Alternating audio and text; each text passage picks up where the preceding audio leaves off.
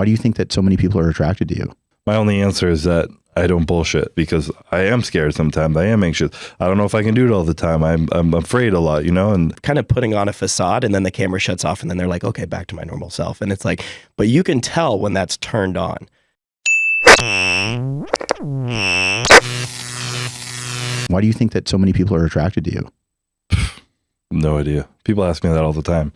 My only answer is that I don't bullshit, and I am who I am, you know, and like, I think it's just different who I am. As most champions you see are, like I said, like the dream crushers, like kill everybody, you know, beat everyone's fucking nothing. I'm better than everyone. I'm going to win. Like there's that mindset. And 99% of the population cannot relate to that. Because I don't even know if those guys believe that themselves. I think a lot of people have like a big ego and they need to present like this like huge, bigger than life persona to be a champion. And they think that's what it means and all this shit.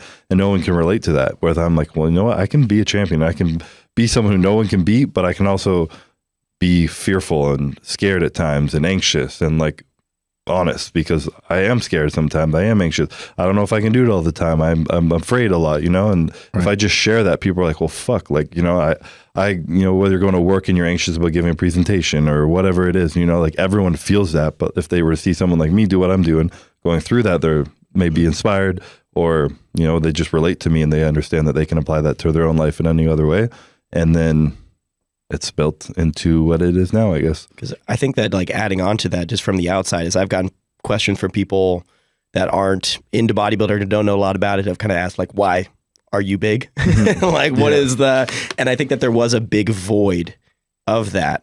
And it was kind of like almost a perfect storm where it combined with social media at the same time, kind of the rising of all of that. But then also that void was missing of somebody who was just truly authentic, because a lot of the bodybuilders, as social media was created, even 7, 8, 9 years ago when I kind of started getting into it and working on that and kind of making that what I wanted to do, we're still bringing in that old school kind of like magazine cover mentality or DVD mentality of when a video kicks off, like, what's up guys, this is so-and-so. And it's like, there's a whole intro with it. There's a whole like kind of putting on a facade, and then the camera shuts off and then they're like, okay, back to my normal self. And it's like, but you can tell when that's turned on in videos. And there still are a lot of people who are doing that. But then all of a sudden there was kind of a wave of like people starting to really, really appreciate just authenticity of like somebody, like you said, who's just not going to put on any face. It's going to be the exact same way off camera as they are on camera.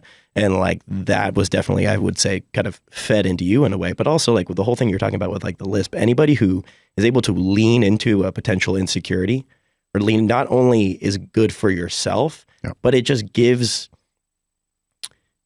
permission to so many other people to be like, well, I can lean into this now, my insecurity, whatever the heck it is. And that like gives people that's a lot for a lot of people, even though, you know, everybody's is a little bit different. But like when they see one person who's at the top of the top, who's able to kind of like, look, I'm not going to take this too seriously, and I'm even going to pop it on the front of a product and t-shirts and everything, then everybody's like, whatever their insecurity is, whether it's some sort of defect or speaking or anything like that, that's kind of like, well, no, I can do that too.